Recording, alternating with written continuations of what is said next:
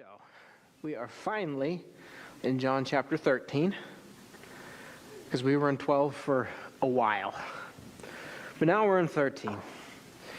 And we kind of got a little bit of an overview of what to expect last week. But in case you weren't here last week, or maybe you're new, or you just don't remember, because sometimes I have problems remembering what I ate for lunch like 2 days ago, let alone what somebody said a week ago.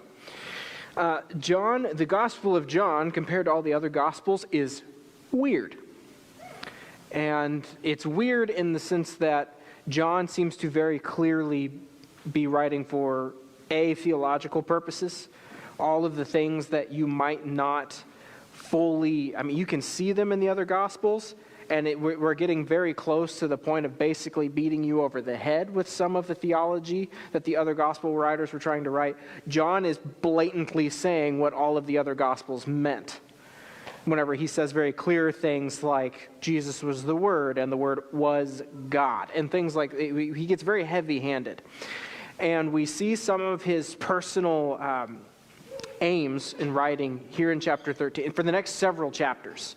Because if you look at all of the other Gospels, most of it is Jesus teaching. Then we get a little tiny bit on the Last Supper, like maybe a paragraph or two, where they just talk about how the meal functioned. And then it just basically boom, bam, boom, garden, crucifixion. Like it's pretty fast in the other Gospels once you hit the Last Supper, because they were really concerned about all of Jesus' teachings and miracles leading up to that point. And John, the whole first half of his book is teaching and miracles, but it's a little bit different in that whenever he talks about the Last Supper, in case you didn't know it, this is the Last Supper.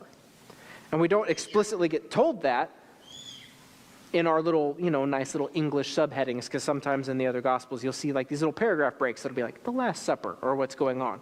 Here, Jesus was preaching one paragraph, and then the next paragraph, he's suddenly washing the disciples' feet. Well, that's because they were celebrating Passover. And we get these several chapters of Jesus having prolonged several hours worth of intimate conversation with the disciples for the next several chapters of John. And this is how it starts. Is picking up, at least in John's gospel, immediately either in the middle of, there's a little bit of scholarly argument about if the word should be after supper or in the middle of supper. That seems kind of neither here nor there. At some point, either in the middle or toward the end of dinner, Jesus breaks to do this action of washing feet. Now, you might not know this because you all are not first century Jews. Jewish dinner is a very political affair, or at least special dinners. Like you think your Thanksgivings get rough. You ain't never been to a Jewish dinner party. Things are very political, very quick. And it even goes down to the micro level of like who's organizing and who's sitting where and doing what. And for us, it's like adults here, kids there, don't argue. Not so in the Mediterranean world. There's a whole lot going on with just dinner that we don't even see in this gospel, but in order to fully understand what's going on in this passage, we kind of have to understand how Jewish people enjoyed the Passover. So, we don't get it in this gospel, but one of the other gospels, so I picked Luke, if you don't mind putting the verses up there for me, Joe. We get a glimpse of Jesus telling two of his disciples, being Peter and John, to go prepare. So it says, then came the day of unleavened bread on which the Passover lamb had to be sacrificed. So Jesus sent Peter and John, saying, go and prepare the Passover for us that we may eat it. They said to him, where will you have us prepare it? So he said to them, behold, when you have entered the city, a man carrying a jar of water will meet you. Follow him into the house that he enters, and tell the master of the house, the teacher says to you, where is the guest room where I may eat the Passover with my disciples?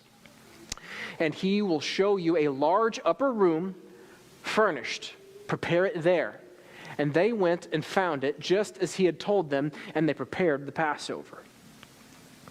And so some of us, whenever we think of the Last Supper, because we're Westerners, you have a very specific thing like ingrained into your brain, and it's that. I'm going to get out of the way here. And it's probably a little bit hard to see because this painting is really old and very faded in real life, let alone trying to see it in here. See that? That's probably what you think. All right, aside from the fact that nobody all eats on the same side of the table, you have not done this since you and your spouse first started dating and you were cute and you sat on the same side of the booth. 12 dudes, 13 dudes don't do this. If you walk into a room and 13 dudes are all eating on the same side of the table, something's up and you need to leave. All right, on top of the fact that this is a European painting, so every single one of these dudes is whitey white. Ain't none of these guys Middle Eastern. There's a whole lot of problems with this painting. It's a beautiful painting, but it's not quite right. And the room certainly didn't look like, I don't even know where they're supposed to be. There's some sort of Spanish vista in the background. Israel didn't look like that in the background. So this isn't quite what was going on here. And also the tables aren't this tall, in case you didn't know it. In a lot of Mediterranean cultures, you sit at a table, or at least generally speaking, you're always sitting at a table about coffee table height, about yay high, on some cushions. And they used a very special table for Passover, or at least for the feasts. And politicians, Roman politicians or Mediterranean politicians, would use these special tables as well. They were called tricliniums. Don't ask me to spell it because I can't. But they're called a triclinium, and it's a strange three-sided table. And they would usually like to have them in open rooms. So I don't know if you know this, the Middle East is hot. And so rooms in a lot of ancient cultures where there was no air conditioning are usually very tall and very vaulted because heat goes up. And so even around the world today, you'll still see this. You can go to poorer countries where they have no air conditioning, their ceilings are always super tall because they want the hot air to go up there. That was one of the weirdest things. Whenever I went to the Dominican a few weeks back, every single person, no matter how poor they were, had vaulted roofs because it was it's because it's really hot. This is not just an aesthetic architectural choice. So with the upper room, just so that way you know what it looks like, because it's not like that. It looks like this. They're fairly certain, because New Testament archaeology is a little bit more accurate than Old Testament because stuff is still here. Aside from the wall of Jerusalem, which is remarkable that thing is still there because it's old. You think the stuff in Greece is cool and old, things in Israel are 3 times as old, and some of them are somehow still standing. It's great. But this is probably a similar style room, if not pretty close to the room that they would have prepared at. And these high vaulted ceilings, nice, just kind of spacious area. And then the next picture, you'll actually see what the table looks like this. And it's about coffee table height, like I said. And there's 3 sides, so you can fit a lot of people around it. And in the middle there would be this big table called a mensa that they kept everything on. And servants would walk up to these ends here and hand things to whoever. You see the blue block? That's John. We're going to get creative today because this is what John and Jesus and Judas and Peter all look like. They're just cubes. But servants are going to walk up to the end of the table and hand things to whoever's sitting in John's spot, because that person is whoever prepared the meal. And so here's what I mean by things get very political very quick at Jewish or Mediterranean house parties, because whoever sits in those 3 spots are the important people. And then we proceed to sit from most important to least important all the way around. And right here where Peter is, that's where you don't want to be, because that means you're not all that important. You're still better than the servants who are standing up, walking around, doing things, but that's where you are. And they would probably be sitting, they're not even actually sitting. For these special meals, they would have these big long beds that they would bring out, and you would just lay kind of on your left side, and you'd prop yourself up with your left hand, and you would eat with your right, so that way you don't have to touch anything with your left hand, because culturally, this was your unclean hand. And it wasn't necessarily that there was just some sort of arbitrary bias about this hand being bad. It was this hand is the one that you do your unmentionable business with. So we keep this one clean at all times so we can touch things. And so you don't touch anything on the table, not really. You would have washed your hands, so it's clean, but culturally, they prop themselves up on their side with their left arm, and they reach into and grab things off the big middle table with their right hand and eat. And the servants would just walk around, make sure if you need anything, water, wine, and then before the meal would begin, the servants would walk around the edge because your feet are away from the table, because that's also an unclean part of your body. So we want it as far away from the table as possible. And the servants usually before the meal would begin, would walk around and give everybody a foot washing. Because everybody wears sandals, and it's dirty and hot. So your feet, like everything else, get dirty and sweaty. And so rather than having that be at the dinner table and be unclean, the servants would go around and give everybody a quick wash. And then the meal would usually begin. So we don't know if they had their customary cultural washing before the meal.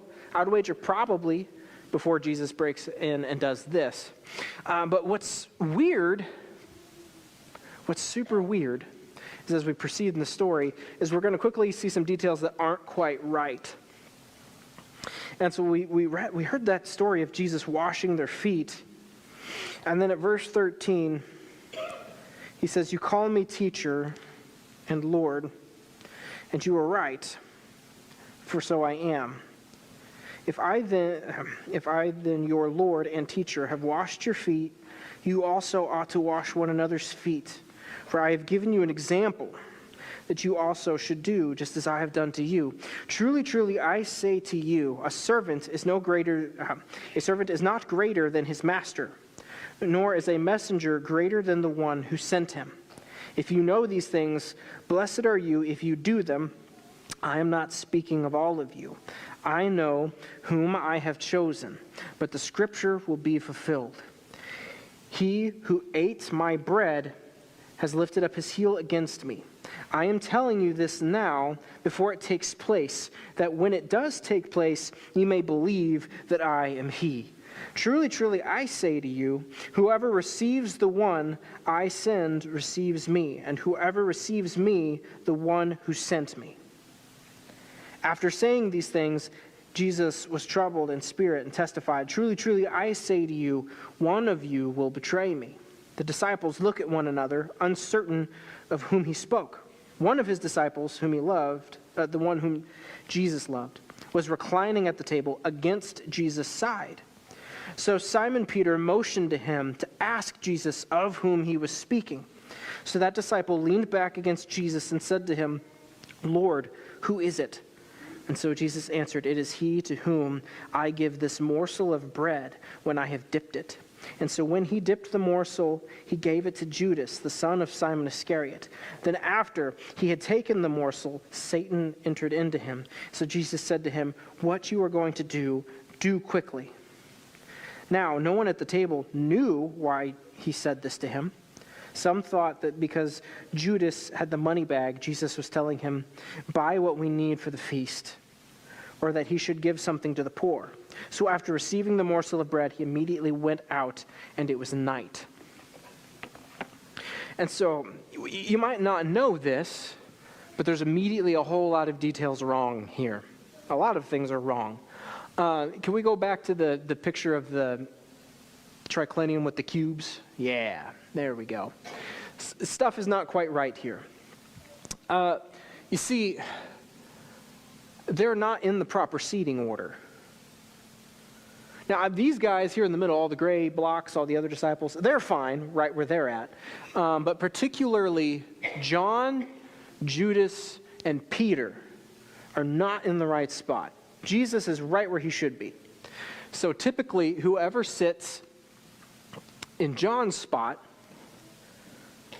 is whoever prepared the meal, which either he or Peter could have sat there.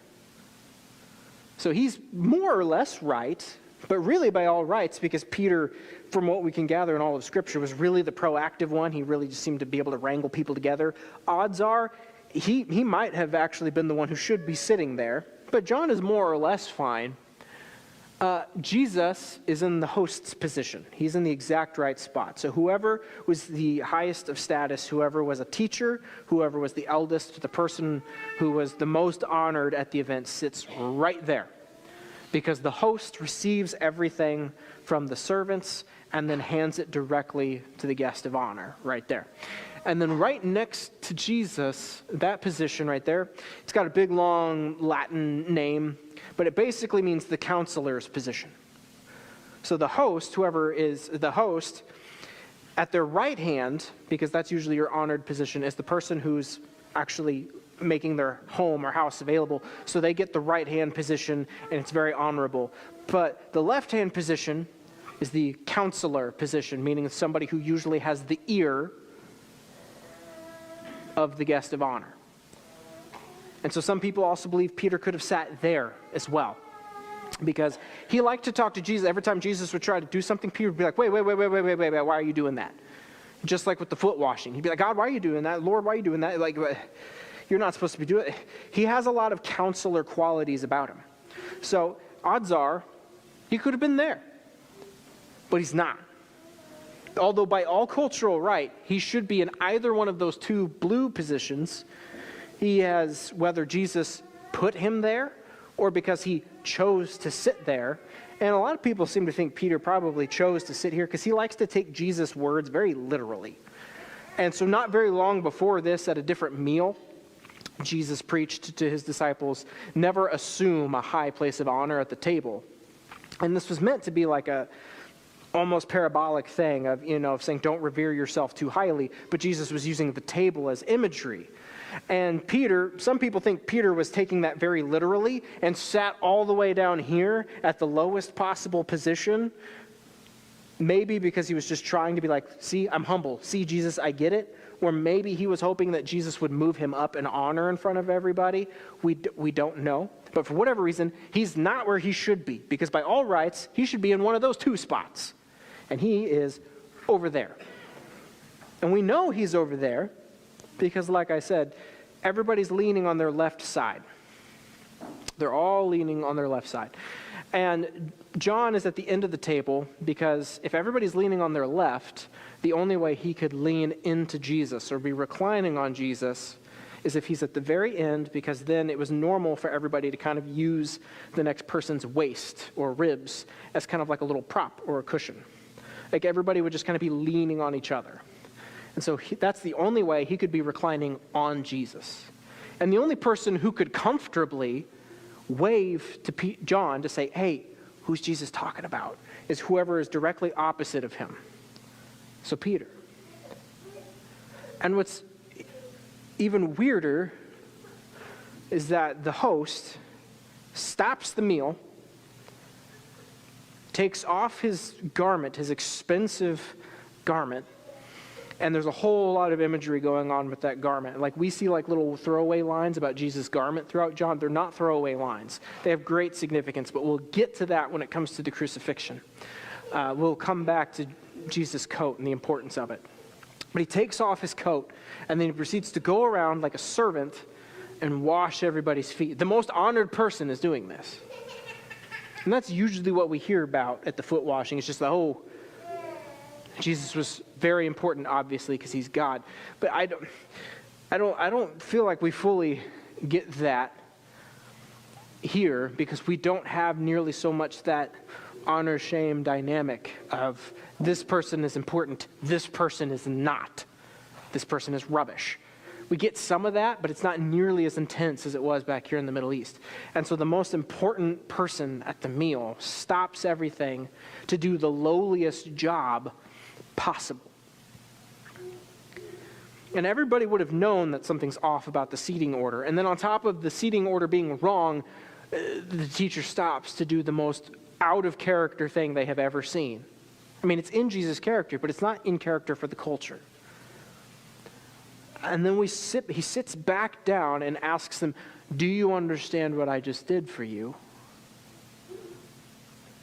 And then the rest of the meal proceeds, because usually somewhere toward the end of the meal, the host, whoever's sitting in Jesus' spot, would offer the last little bit of sort of like a broth that was in the biggest bowl to whoever was seated at their left, because this was an honored position. Whoever seated right at the left is highly respected. And so it was customary for the host to hand them the last, they call it the morsel. It's just the last bit of broth in a bowl that they would scoop up with the last bit of bread. They would soak it in, and they would offer it to that person as the last bite of the meal. It's the most honored thing you can do at the meal.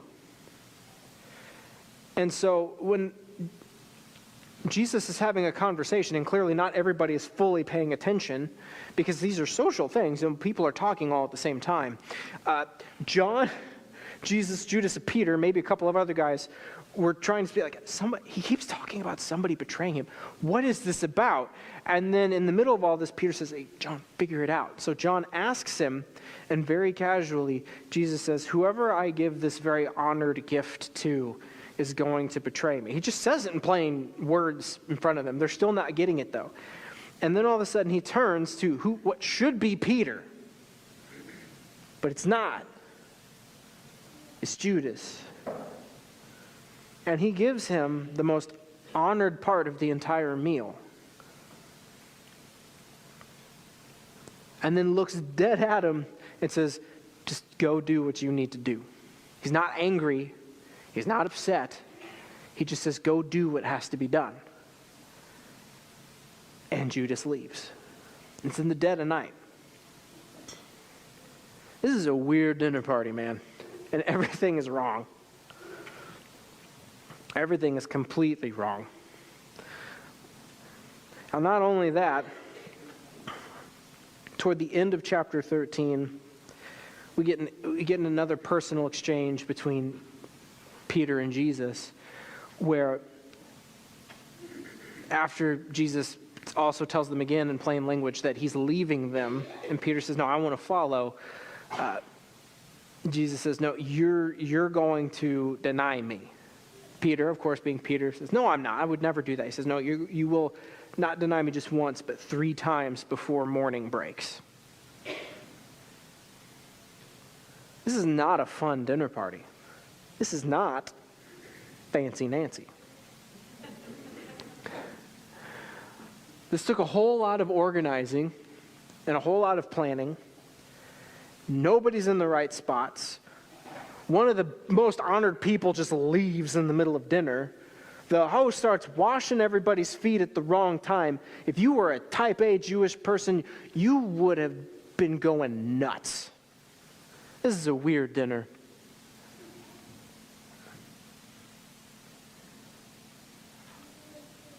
And yet the whole time, the thing that's most interesting is the way Jesus is handling all of it. Because Jesus always did things according to the law, according to custom. He always fulfilled righteousness. Unless there was there were extra biblical things that he would not do because they were inherently oppressive to other peoples, or they were neglecting some part of the law that was very righteous. But generally speaking, he wasn't just an arbitrary rebel rouser. That's what they accused him of being. But he actually was a pretty polite guy who generally loved the customs of his people. And he's the one orchestrating all the weirdness, which seems this would have been very out of character to the disciples watching. And so they're trying to get it all figured out. And this is one of the few times whenever Jesus stops the meal to wash their feet. There are times where Jesus was always teaching. But this is one of the few times we get in all of the Gospels where Jesus just flat out looks at the disciples and says, the thing I just did, because he always used images to teach. This is one of the few times where he says, what I just did, I need you to do. He flat out says, this is an example of what I need you to do, because I'm not going to be here much longer. That throws them all off. Particularly Peter, who just said, well, no, I should wash your feet. The foot washing thing, it's, like I said, we don't fully get it, but this is not okay for them at all. This would just be like, you go somewhere, and I know this imagery might feel weird for some of y'all at the current moment, but just take the overall figurative position, not the literal people who are arguing for this position in our country. But generally, it would be like if you went somewhere And the president acted weird about meeting you. No, like everybody else, when they see the president, they freak out and they want to shake his hand. They want to do that. It would be like if the president was freaking out about meeting you. And Peter's like, no, this is not right. I should be doing this to you. Even John said Jesus was so holy. John the Baptist, not the disciple. He said, this guy is so holy, I'm not even worthy to untie his sandals, which is the precursor to washing the feet. He's like, I can't even get to the foot washing. He's that pure. That's the guy now washing their feet. And Peter says, I should be doing this to you. And Jesus just gives him a weird sentence saying, if you don't let me wash your feet, you don't have any part of me. You don't. So then Peter gets a little bit over antsy and goes, well, then wash everything. He goes, no, you don't understand still.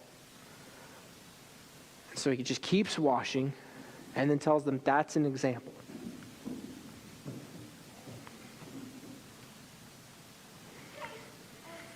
And then gives the most honored part of the meal to the wrong person who's about ready to do the scripturally determined thing, but the wrong thing. And none of the... Like, if I were going to tell somebody to have a dinner party, I would not recommend that any of this stuff be what happened. And this is not obvious. So whenever we read this and we're trying to figure out what exactly does Jesus want me to be like, because he tells his followers, this is an example.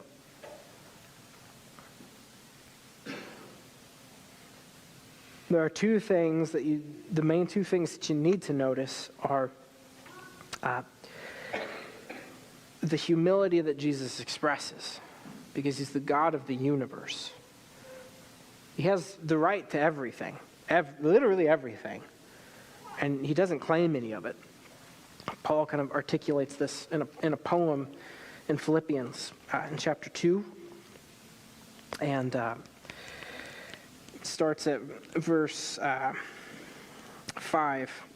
Have this in mind among yourselves, which is yours in Christ Jesus, who, though he was in the form of God, did not count equality with God a thing to be grasped, but emptied himself by taking the form of a servant, being born in the likeness of men, and being found in human form, he humbled himself by becoming obedient to the point of death, and even death on a cross. And that's a weird thing to try to wrap your mind around, that the God of the universe, who can somehow be completely 100% God, all at the same time can empty himself of all glory and just set it aside. There were a number of times where he could have done something by all legal rights according to the law, and he just doesn't. Like, that's what the whole series of temptations in the wilderness is about, is that the devil is trying to get Jesus to do things that are well within his power to do, but he won't, because his reason for being on earth was to be emptied of that glory and not grasp onto it, because he wanted to empathize with humanity. Like, that's how Hebrews uses that language, to understand that God came to human flesh, not because he couldn't already empathize with us, because he's God, he can do whatever he wants, but maybe it's helpful for us to understand that, no, the God of the universe knows what it is to be human. So he actually fully 100% completely gets you and your struggle. He's not just some sort of high and mighty guy up there wagging his finger at you all the time. No, he gets it. He's literally been here, done that. And he continues to lay everything aside to do the lowliest position at the entire meal, before literally doing the lowliest thing in the entire world, which is dying a dishonorable death in a way that the law says is cursed, while the justice system was completely perverted. So he dies the worst possible death, and the worst possible, he just keeps giving of himself. And he says, that's the example.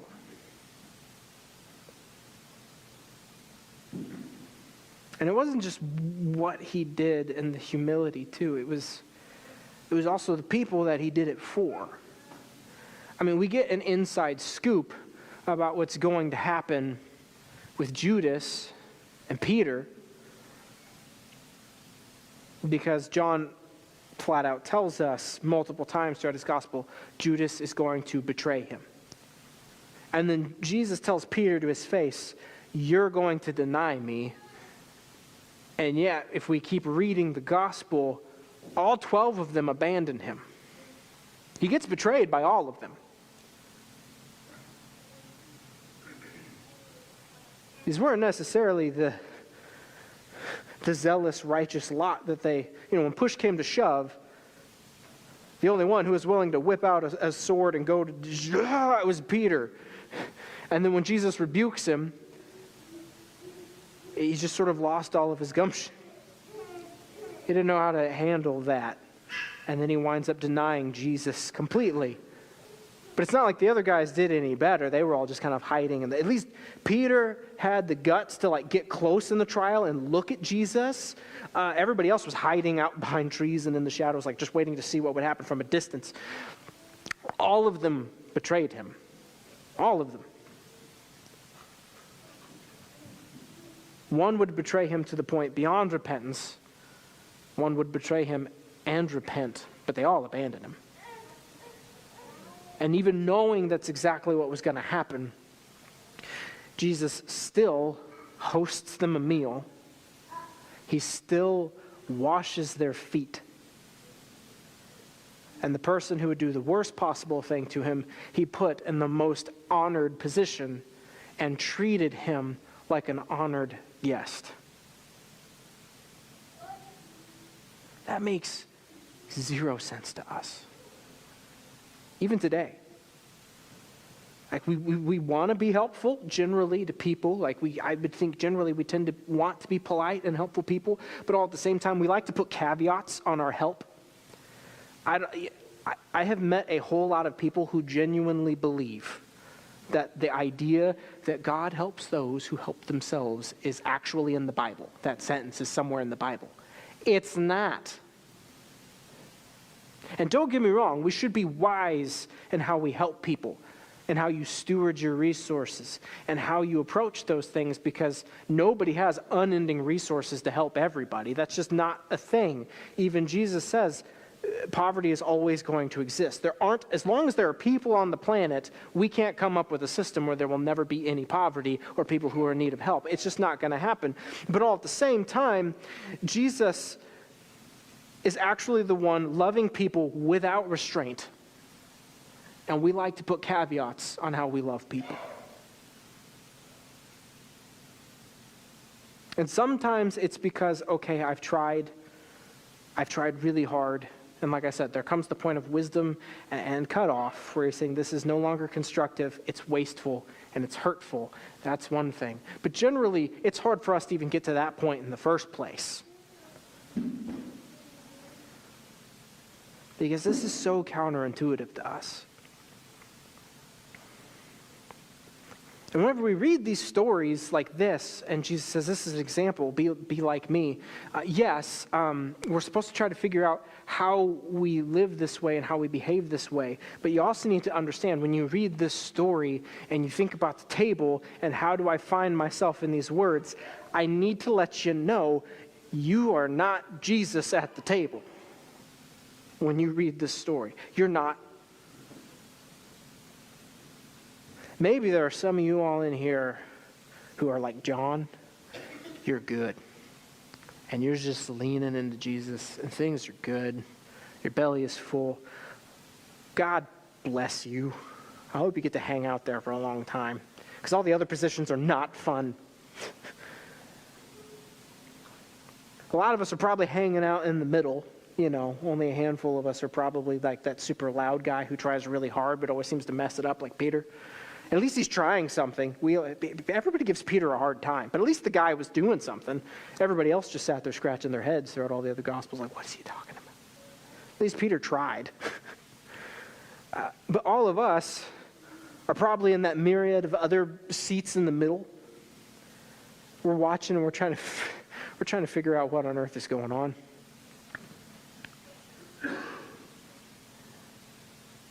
And so rather than trying to assume for us, ourselves personally, and even maybe us corporately as Memorial, rather than trying to figure out, rather than assuming the position of Jesus and being like, yes, I know exactly who I should treat with humility because I'm wise enough to know who deserves my help or who's going to abuse my help or do this, that, yada, yada, yada, yada.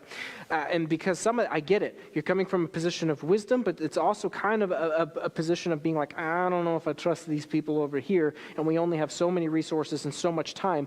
I appreciate everybody wanting to guard things. I'm a very guarded, conservative person. I don't like letting go of things. It's hard for me. So I completely understand the guarded, shut off, no, we're going to do our own thing over here. And that's probably where everybody else is at the table. That's where we are. And Jesus is the only person at the table completely opening up and loving everybody. Here's the point. He loved the people that were going to abuse him the most. And please don't hear me encouraging you to do something irresponsible. Particularly if you're actually in an abusive relationship, leave it. And if you don't have the courage, come tell me, and we here at the church will help you leave it. So please, this only goes so far. Don't let my limited language distract you. But Jesus actually loved everybody at the table, knowing exactly who they were, what they were going to do to the fullest. John even literally puts the caveat, he loved them to the very end.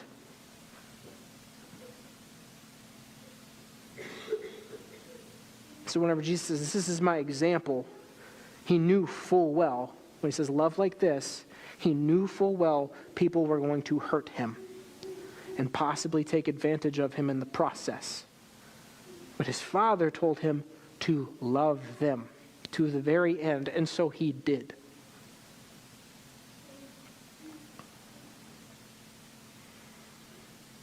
So maybe whenever we try to tackle those subjects, whenever we try to love other people in the community, the first posture should be a position of service rather than inquiry.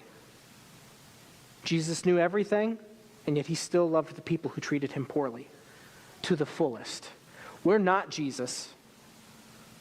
So maybe the first posture should be service. And if we need to worry about what extent of the service becomes unhealthy or unwise, we will get there, but we need time to figure that out. The first posture is to serve,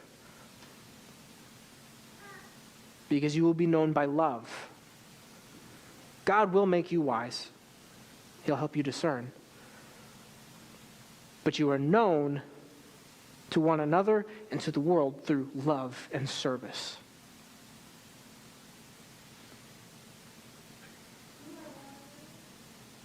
Even if they don't treat you particularly well.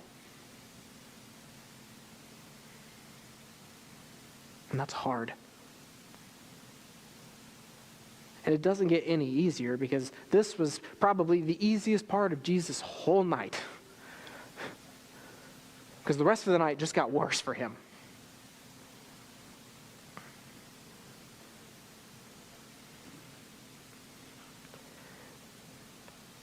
So, whenever we approach this, we have to understand we're the other people at the table. And Jesus comes along and says, I need to cleanse you, or else you don't have a part in me. And so, if you don't even know about the cleansing, come and talk to me after. I would love to tell you about how Jesus washes you and how you can be one with God again. So that way the whole religious rat race of trying my best, mess up, guilt, shame, do some sort of quasi-religious thing to make my shame kind of go away and then be good for a few months before I mess up again, that whole cycle can be broken for you. And I would love to tell you how, because Jesus makes you clean. But generally this morning, I have the feeling that most of us in here probably know Christ, have seen him face to face. And so now we're just left with the hard message of, am I actually going to serve the people around me like he told me to? Or do I want to add a laundry list of caveats onto it? Because genuine love and service is hard. It's very hard. And it hurts. Just ask Jesus. I'm pretty sure crucifixion hurts.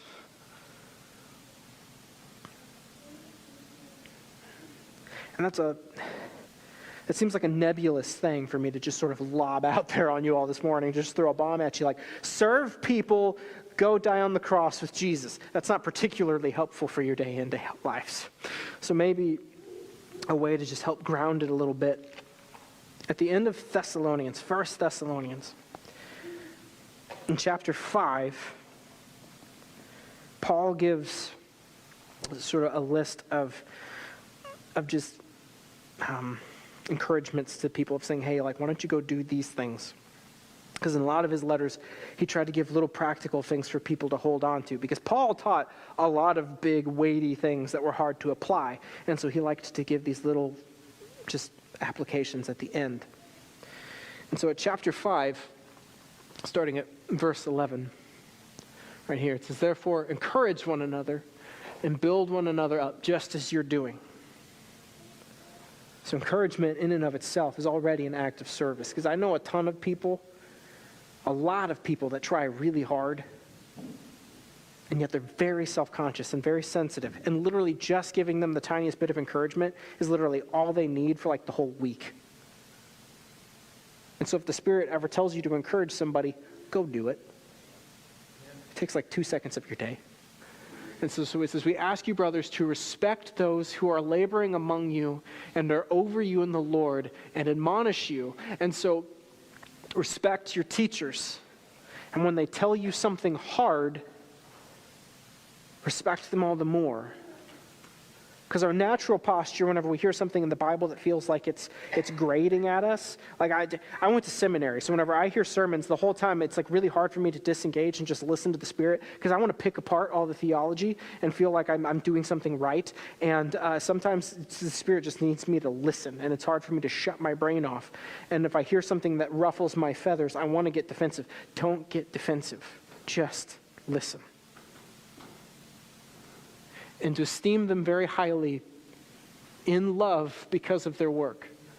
And be at peace among yourselves. So don't be fighting, don't be bickering all the time. I don't know anybody who's bickering. Like if I'm actively bickering with somebody, I'm probably not serving them. Like if I'm getting in a stupid argument with my wife, it's probably not because I'm currently doing the dishes for her. It's probably something dumb, like I'm on the couch in my underwear watching a show. And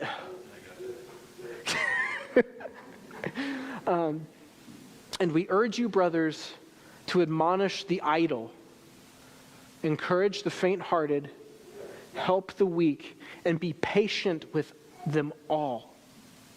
So go back real quick, though. Because that's probably the hardest part of the whole list of things. It says, admonish the idle.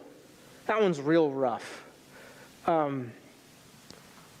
Because we have to worry about a lot of stuff in our life. And so sometimes whenever there's just that one person hanging out over there in the corner and they're not doing anything, they are unoffensive, they're quiet, they're just breathing air. You're like, thank God there's one I don't have to watch all the time. And then you're trying to wrangle all the rest of your life. And yet all at the same time, we're supposed to go to the people who aren't doing anything and say, why aren't you loving other people? Because that's what admonish means. So the people who are just sitting on their hands, they're capable of more. They should be doing more, and they don't. Those are the people we should tell them, do more. Not because we don't love you or because we inherently think you're lazy, but because God literally asks you to do more and love other people. And because we love you, we're going to ask you to do that too. That one's rough. Encourage the faint-hearted. And faint-hearted literally just means faint-hearted. There's no like grand Greek trick here to the language. It means faint-hearted. That one's also exhausting because I've known those people who no matter what, they just never seem to be able to get their courage about them. And it feels like you're pulling a chain up a hill, just trying to get them through the next day of faith, through the next day of faith, and Paul says, yeah, that's hard. Keep doing it. And he says, help the weak. Once again,